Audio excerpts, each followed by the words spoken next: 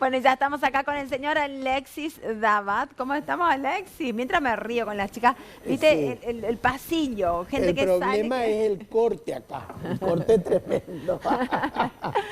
Ay, lo que se teje, Lo lo que que se se teje dice. en el corte. Decir que las cámaras están apagadas. No sé, y no sé, nos sale en vivo, pero no sé si están apagadas. Esto puede ser que se esté grabando y después jugar en nuestra contra. Totalmente. Qué lindo que estés acá, que te pudiste hacer un tiempito, porque sé que hoy están a contrarreloj.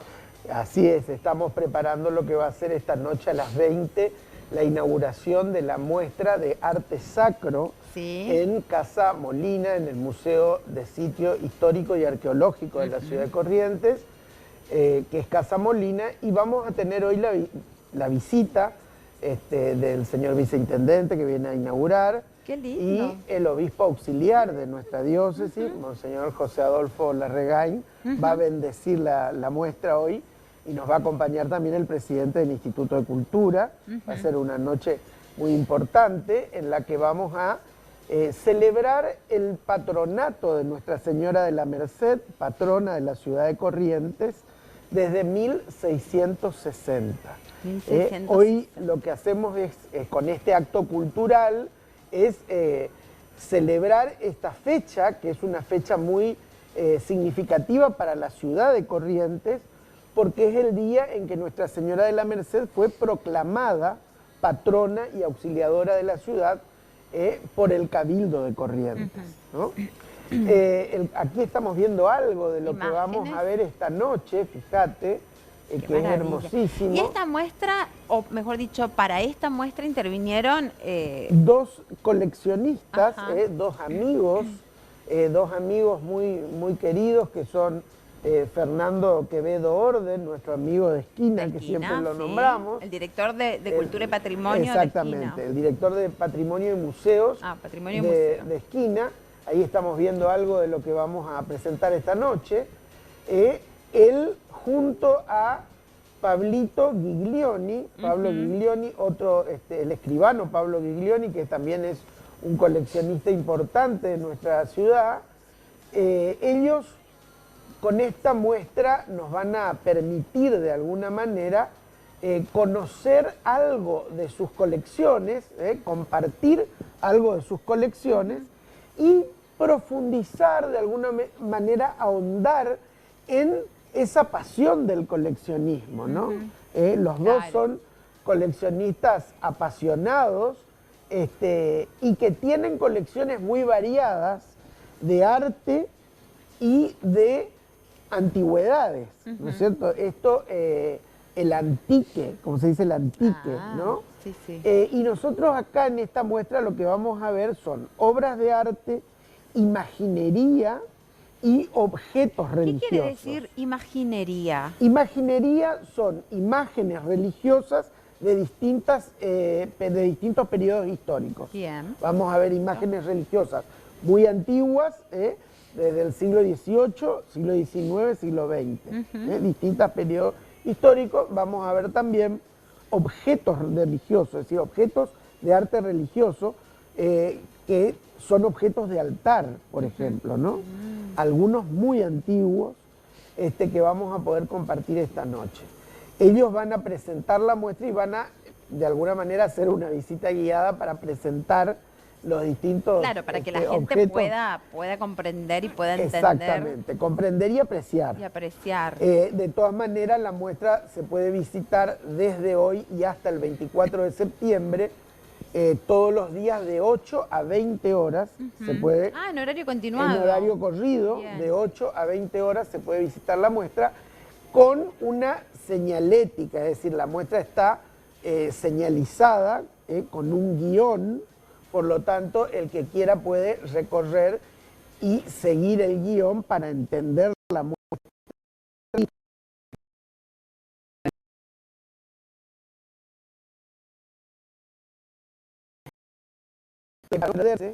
Y bueno, y esta noche vamos a tener la Casa Molina vestida de gala para celebrar esta fecha tan significativa de la ciudad.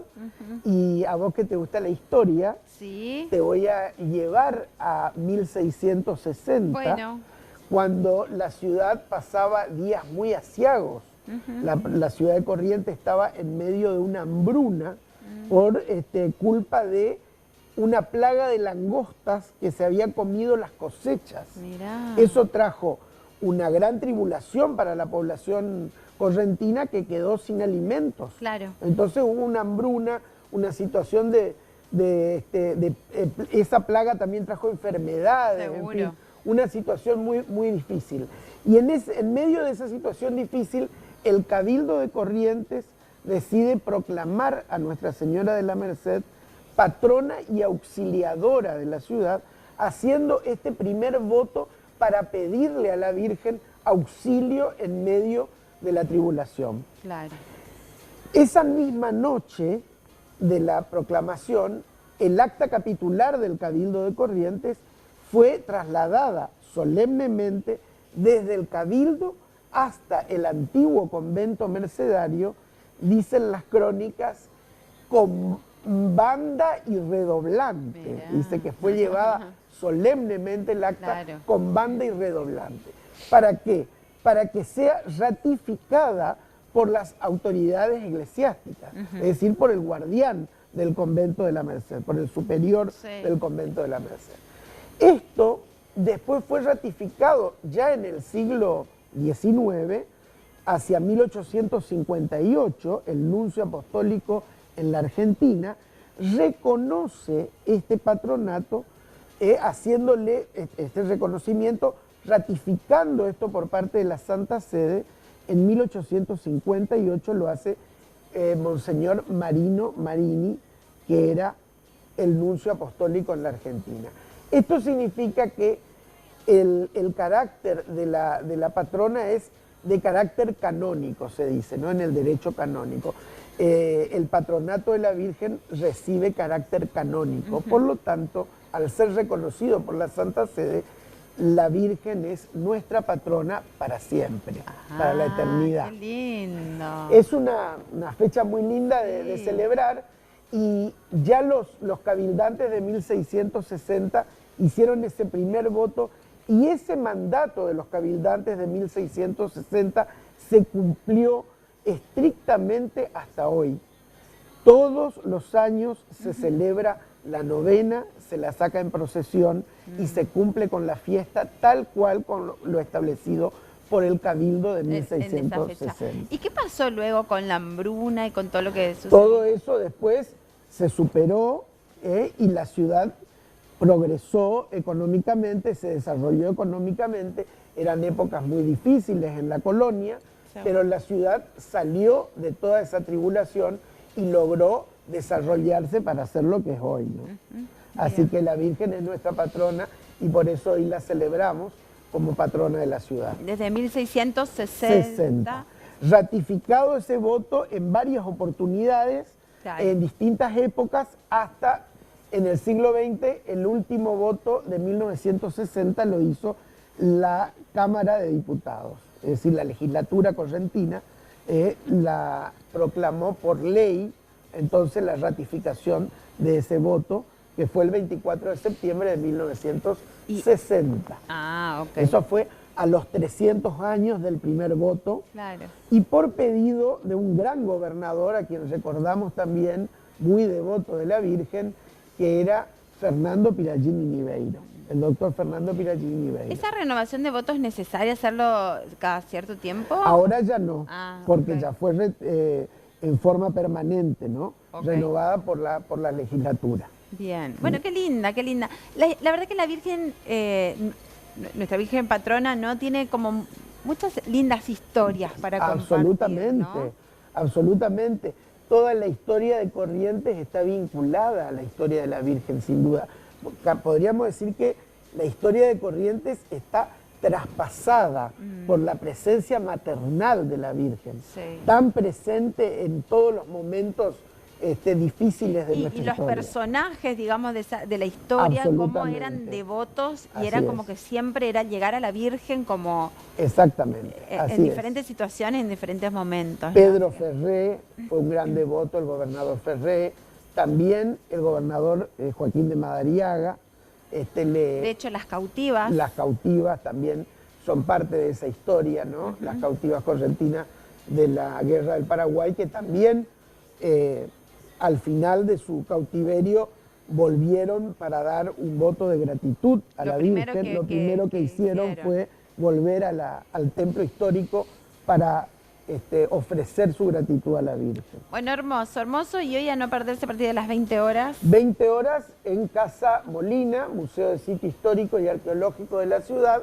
Vamos a inaugurar esta exposición de arte sacro, esta muestra de colecciones particulares en homenaje a la patrona de la ciudad. Bien. Agradecemos especialmente a Fernando Quevedo Orden y a Pablo Giglioni este enorme esfuerzo que han hecho en ofrecer su colección y permitirnos compartir su pasión de alguna manera, ¿no? Sí, sí. Obras que valen la pena tener esa generosidad, ¿no? De entregar, por lo menos por unos días, para que la gente, para que el resto de la gente pueda también disfrutarlas y conocerlas y entrar. Y aprender, porque esta muestra tiene un alto valor didáctico. Es aprender cómo fue la devoción de los que nos precedieron, ¿no?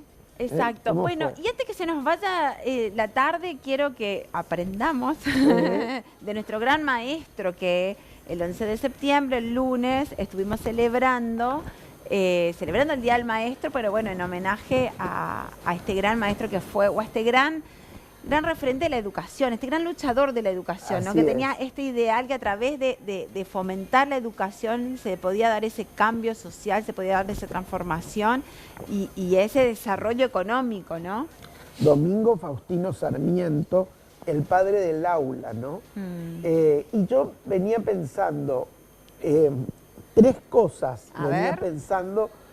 tres particularidades, podemos decir, para contarte de la historia de Sarmiento. Sí. Dije, Gaby va a estar como alumnita esperando a ver qué... Y bueno, aprendo.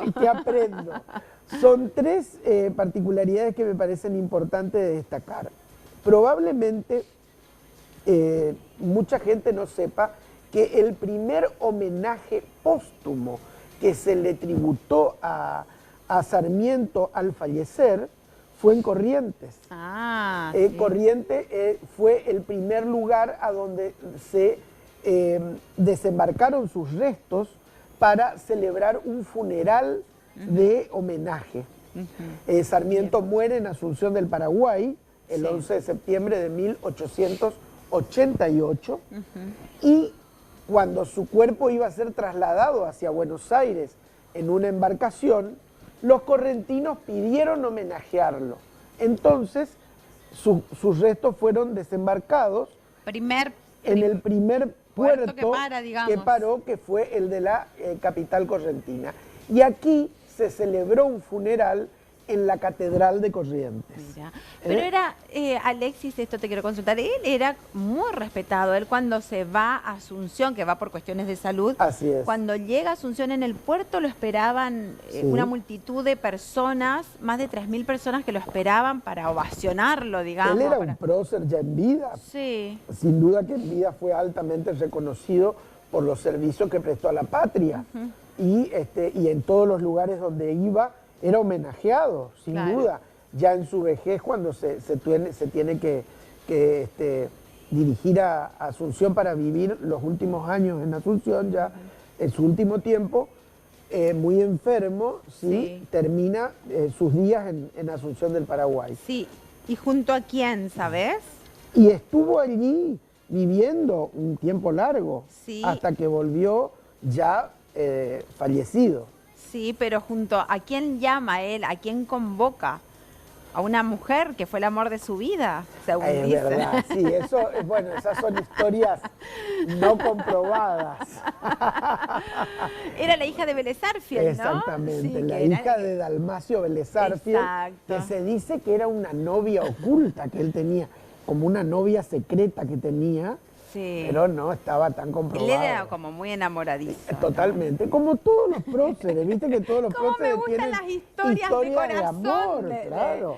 Entonces, eran hombres de carne y hueso que tenían los mismos sentimientos que... Bueno, y cuentan por ahí, yo he escuchado de que él la llama a ella, ¿no? Que la llama y que ella va... porque él iba a inaugurar su residencia, Así ¿no? es, una casa muy linda que él tenía en Asunción. Y bueno, y para la inauguración, que fue toda una inauguración con fuegos artificiales y con pompa, todo un evento, la llama a ella y ella regresa y creo que a los pocos días él enferma y muere. Sí, ya estaba enfermo cuando fue a Asunción. Ya estaba enfermo y después se agravó y recibiendo esos homenajes falleció después. En septiembre del 88. Bueno, ¿cuál era otro de los puntos? Otro de los puntos. El primero era esto que es tan interesante de saber que el primer funeral se celebró aquí en la catedral de nuestra ciudad. Lo otro que quería decirte es, Sarmiento nació en 1811 y murió en 1888. Es decir, que vivió todo el siglo XIX. Sin embargo, hoy podemos decir que su pensamiento sigue teniendo una actualidad asombrosa. Todos sus pensamientos, todas sus frases, todo lo que él dejó escrito como un legado literario, puede ser perfectamente aplicado en el día de hoy, en el siglo XIX, en este siglo XXI, con ese pensamiento del siglo XIX podría ser absolutamente aplicado hoy en el siglo XXI, porque tiene una actualidad asombrosa. Esa dicotomía que él planteaba de civilización y barbarie, y sigue siendo una dicotomía de nuestro tiempo en muchas cosas, y fíjate que el ideal ese que él tenía, ¿no? Que a través de o sea, que era el de dar ese cambio social para generar un desarrollo económico con el plan de la educación, o sea, el plan era la educación. Claro, él planteaba la educación como una herramienta para el desarrollo de los pueblos. Que los pueblos se desarrollaban. Tan vigente y tan necesario hoy, casi que le estamos dando la razón con nuestra realidad. Necesitamos nuevamente la señorita, como las maestras. Las maestras inglesas, norteamericanas, sin duda. Y otra cosa que quería decirte, quizás no todo el mundo sabe que Sarmiento fue, entre otras cosas, un gran escritor. Y podemos decir, sin temor a equivocarnos, que fue el escritor más importante de la historia argentina. Sarmiento, en su obra cumbre, Facundo, que es su obra cumbre, es el libro que él le dedica a su hijo, Facundo, que pierde la vida a los 21 años. Pierde la vida muy joven en la guerra del Paraguay, sirviendo a la patria, ¿no? En la guerra del Paraguay, muere en servicio en medio de la guerra, y él le dedica ese libro, Facundo. Esa obra cumbre es una obra que no ha sido nunca superada. Facundo, Recuerdos de Provincia, es otro de sus libros. También, y bueno, él bueno, crea el diario El Sonda, pero también la asociación literaria. Él crea... O la sociedad literaria. La sociedad literaria, que no es lo mismo que la SADE. Claro, no. Pero él tiene, además, esa vocación de periodista con la que funda el diario El Sonda, y en su exilio a Chile durante sus diferencias con Rosas, esas enormes diferencias que él tiene con Rosas, hacen que se exilie voluntariamente en Chile. Y allí él sigue promoviendo a través de artículos que escribía en los diarios un pensamiento liberal, ¿no es cierto?, ante la opresión que se vivía en Buenos Aires. Y aquí es muy importante decir que de alguna manera esa vocación de él como periodista la llevó toda su vida, porque escribió en diferentes diarios, siendo legislador, siendo presidente inclusive, escribía artículos permanentemente y era muy leído. Y un gran viajero. Un gran viajero, sí, totalmente. Sí, sí, un gran viajero. Un gran viajero. De hecho, que cuando él es elegido presidente no estaba en la Argentina. Estaba como embajador en Estados Unidos. Exactamente, lo llaman para ser presidente. Es elegido presidente durante un viaje. Mirá. Y lo llaman y él regresa para hacerse cargo de la presidencia del país. Y después él lo visita a San Martín en Francia, Así es, ¿no? Lo visita a San Martín en el exilio. Él tenía una profunda admiración por el Libertador. Imagínate eso, ¿no? Ese encuentro. Ese encuentro. En la casa de Granbourg, donde vivía San Martín, vivía en Granbourg, y allí lo recibe a Sarmiento y lo invita a comer.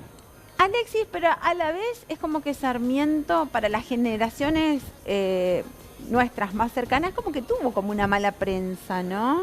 Como un mal marketing. Quizás podríamos decir que tuvo una mala prensa porque muchas veces la política intentó manipular la historia con fines ideológicos, ¿no es cierto? Sí.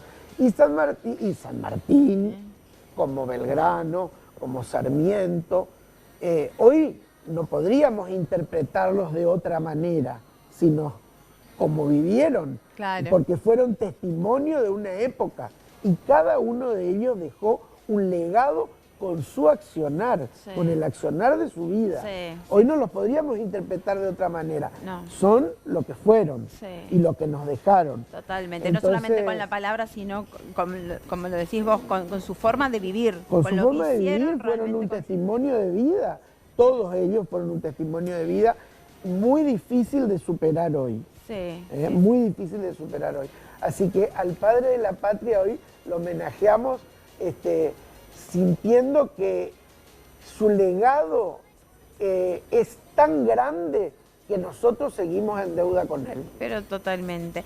Bueno, un gusto. ¿Cómo me gusta esto de... ¡Ay, aprendo muchísimo! Muchas gracias.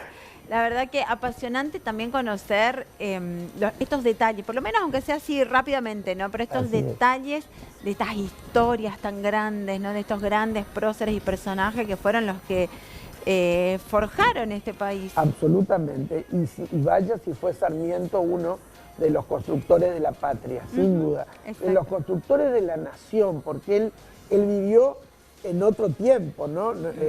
No fue contemporáneo. Eso que no hablamos de las comunicaciones, que también que él fue un gran, con el tema del ferrocarril, con todo lo que trajo en cuanto a avance. El ferrocarril el observatorio avance, también, ¿no? El planetario. Él era un hombre que miraba mucho a Europa. Él se referenció en Europa para hacer de Buenos Aires una ciudad europea, una ciudad del primer mundo. Él soñaba con el primer mundo. Todavía soñamos. Todavía soñamos. Todavía soñamos. Gracias, Alexis, un gusto. Nos vemos esta noche a las 20 horas. Nos vemos esta noche en la muestra. Por supuesto, ahí vamos a estar y ahí están todos invitados. Nos volvemos a encontrar mañana a partir de las 15 horas. Gracias por acompañarnos. Chau, chau.